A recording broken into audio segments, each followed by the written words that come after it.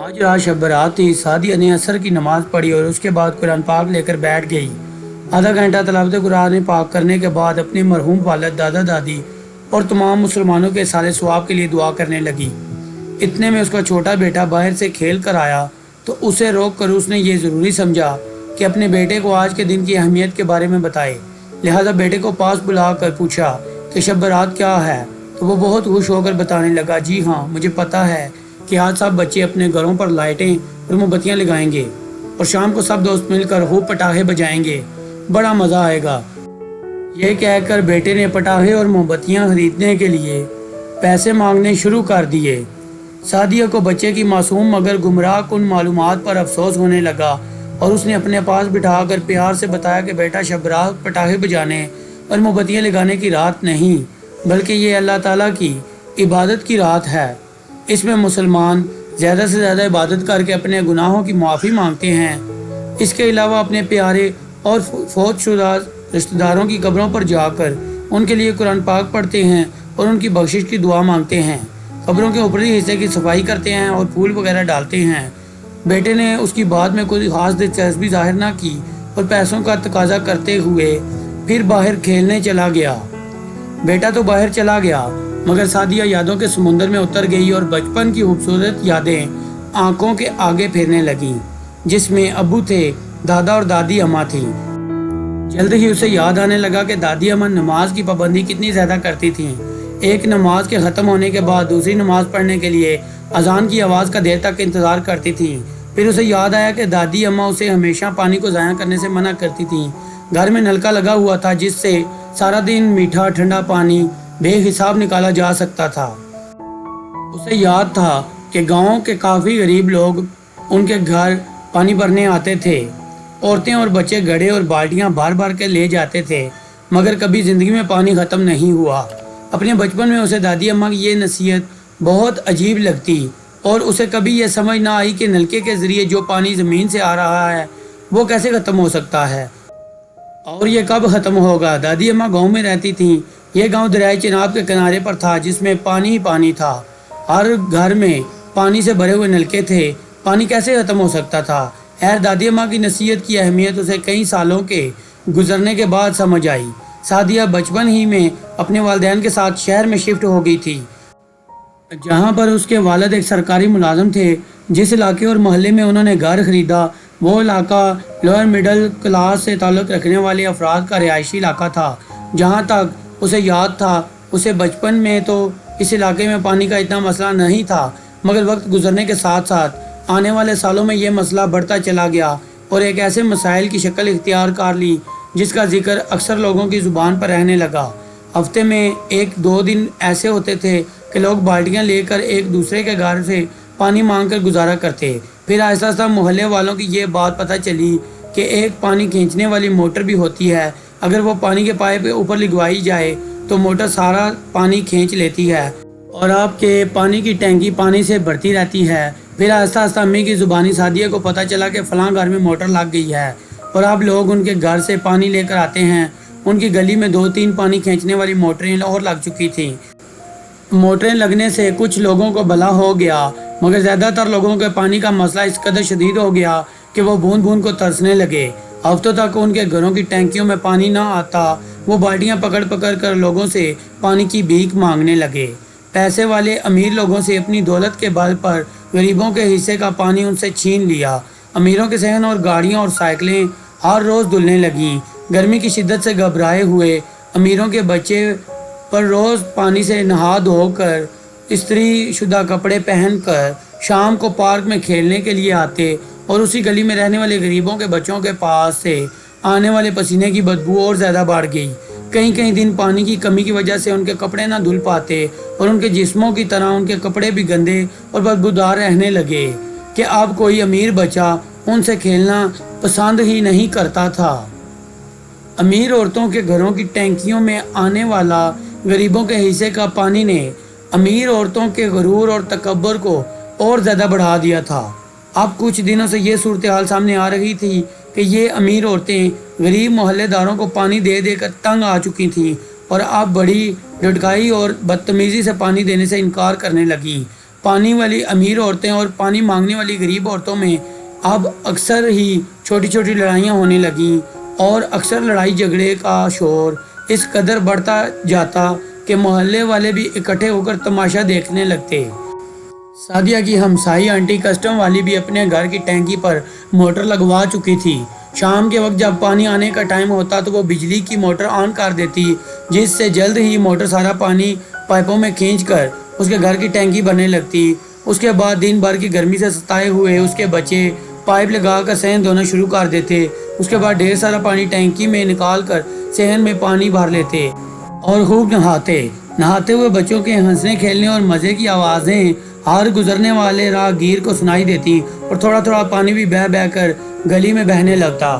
Custom والی aunty کے اڑوس پڑوس میں رہنے والے پانی سے محروم عورتیں جن کے گھروں کی ٹینکیاں کئی دنوں سے خالی تھیں آ کر آنٹی کو سمجھاتی کہ خدا کے لیے پانی ضائع نہ کرو اور موٹر نہ چلاؤ تاکہ ہمارے گھر میں بھی پانی آ سکے۔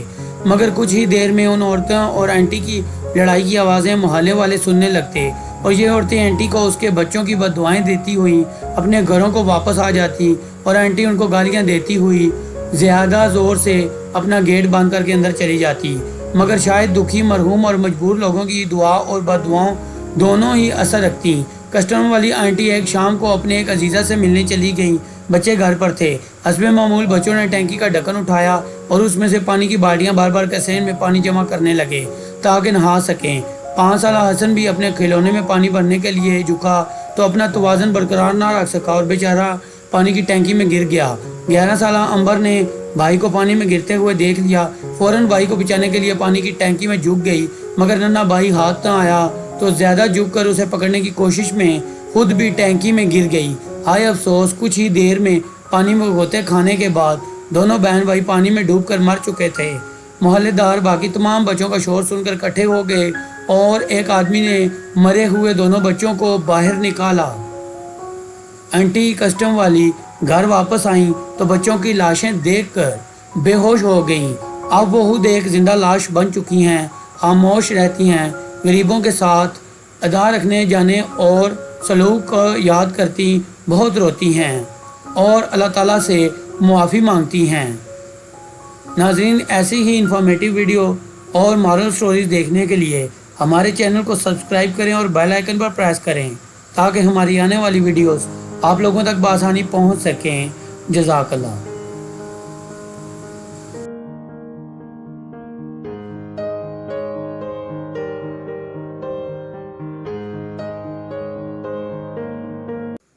اور یہ کب ختم ہوگا؟ دادی اماں گاؤں میں رہتی تھیں۔ یہ گاؤں دریائے چناب کے کنارے پر تھا جس میں پانی ہی پانی تھا۔ ہر گھر میں پانی سے بھرے ہوئے نلکے تھے۔ پانی کیسے ختم ہو سکتا تھا؟ خیر، دادی اماں کی نصیحت کی اہمیت اسے کئی سالوں کے گزرنے کے بعد سمجھ آئی۔ سعدیہ بچپن ہی میں اپنے والدین کے ساتھ شہر میں شفٹ ہو گئی تھی جہاں پر اس کے والد ایک سرکاری ملازم تھے۔ جس علاقے اور محلے میں انہوں نے گھر خریدا وہ علاقہ لوئر مڈل کلاس سے تعلق رکھتے تھے۔ جہاں پر اس کے والد ایک سرکاری ملازم تھے، جس علاقے اور محلے میں انہوں نے گھر خریدا وہ علاقہ لوئر مڈل کلاس سے تعلق رکھنے والے افراد کا رہائشی علاقہ تھا۔ جہاں تک اسے یاد تھا، اسے بچپن میں تو اس علاقے میں پانی کا اتنا مسئلہ نہیں تھا، مگر وقت گزرنے کے ساتھ ساتھ آنے والے سالوں میں یہ مسئلہ بڑھتا چلا گیا اور ایک ایسے مسائل کی شکل اختیار کر لی جس کا ذکر اکثر لوگوں کی زبان پر رہنے لگا۔ ہفتے میں 1-2 دن ایسے ہوتے تھے کہ لوگ بالٹیاں لے کر ایک دوسرے کے گھر سے پانی مانگ کر گزارا کرتے۔ پھر آہستہ آہستہ محلے والوں کی یہ بات پتہ چلی کہ ایک پانی کھینچنے والی موٹر بھی ہوتی ہے، اگر وہ پانی کے پائپ اوپر لگوائی جائے تو موٹر سارا پانی کھینچ لیتی ہے اور آپ کے پانی کی ٹینکی پانی سے بھرتی ہے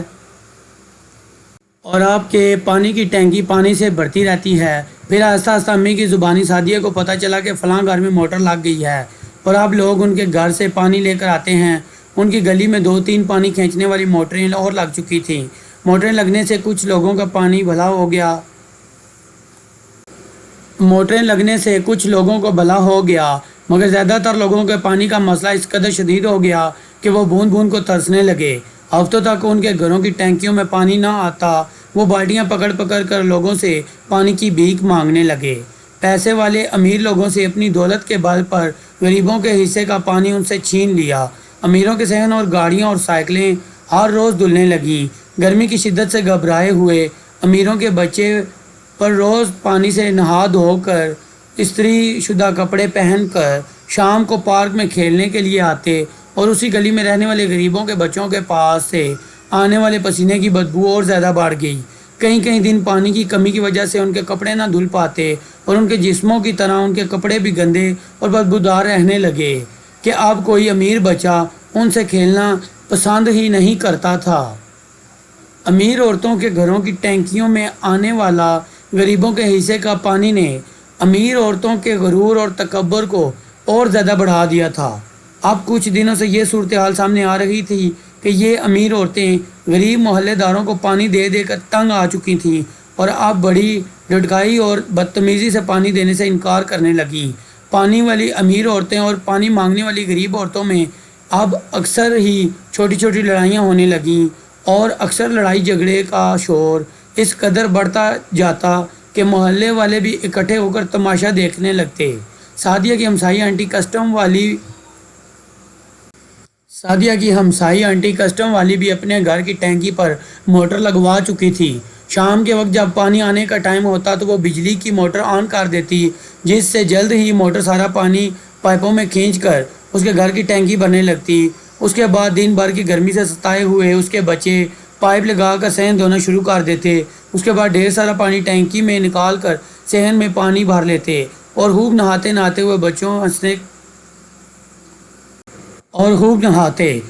ہوئے بچوں کے ہنسنے کھیلنے اور مزے کی آوازیں ہر گزرنے والے راہگیر کو سنائی دیتی، اور تھوڑا تھوڑا پانی بھی بہہ بہہ کر گلی میں بہنے لگتا۔ کسٹم والی آنٹی کے اڑوس پڑوس میں رہنے والے پانی سے محروم عورتیں، جن کے گھروں کی ٹینکیاں کئی دنوں سے خالی تھیں، آ کر آنٹی کو سمجھاتی کہ خدا کے لیے پانی ضائع نہ کرو اور موٹر نہ چلاؤ تاکہ ہمارے گھر میں بھی پانی آ سکے۔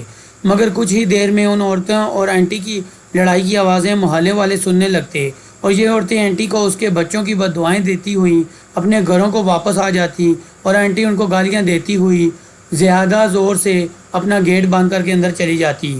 مگر شاید دکھی، مرحوم اور مجبور لوگوں کی دعا اور بد دعاؤں دونوں ہی اثر رکھتی۔ کسٹم والی آنٹی ایک شام کو اپنے ایک عزیزہ سے ملنے چلی گئیں۔ بچے گھر پر تھے۔ حسب معمول بچوں نے ٹینکی کا ڈھکن اٹھایا اور اس میں سے پانی کی بالٹیاں بھر بھر کر صحن میں پانی جمع کرنے لگے تاکہ نہا سکیں۔ 5 سالہ حسن بھی اپنے کھلونے میں پانی بھرنے کے لیے جھکا تو اپنا توازن برقرار نہ رکھ سکا اور بیچارہ پانی کی ٹینکی میں گر گیا۔ 11 سالہ امبر نے بھائی کو پانی میں گرتے ہوئے دیکھ لیا، فوراً بھائی کو بچانے کے لیے پانی کی ٹینکی میں جھک گئی، مگر ننھا بھائی ہاتھ نہ آیا تو زیادہ جھک کر اسے پکڑنے کی کوشش میں خود بھی ٹینکی میں گر گئی۔ ہائے افسوس! کچھ ہی دیر میں پانی میں غوطے کھانے کے بعد دونوں بہن بھائی پانی میں ڈوب کر مر چکے تھے۔ محلے دار باقی تمام بچوں کا شور سن کر اکٹھے ہو گئے، اور ایک آدمی نے مرے ہوئے دونوں بچوں کو باہر نکالا۔ آنٹی کسٹم والی گھر واپس آئیں تو بچوں کی لاشیں دیکھ کر بے ہوش ہو گئیں۔ اب وہ خود ایک زندہ لاش بن چکی ہیں، خاموش رہتی ہیں، غریبوں کے ساتھ ادا رکھنے جانے اور سلوک کو یاد کرتی بہت روتی ہیں اور اللہ تعالیٰ سے معافی مانگتی ہیں۔ ناظرین، ایسی ہی انفارمیٹیو ویڈیو اور مارل سٹوریز دیکھنے کے لیے ہمارے چینل کو سبسکرائب کریں اور بیل آئیکن پر پریس کریں تاکہ ہماری آنے والی ویڈیوز آپ لوگوں تک بآسانی پہنچ سکیں۔ جزاک اللہ۔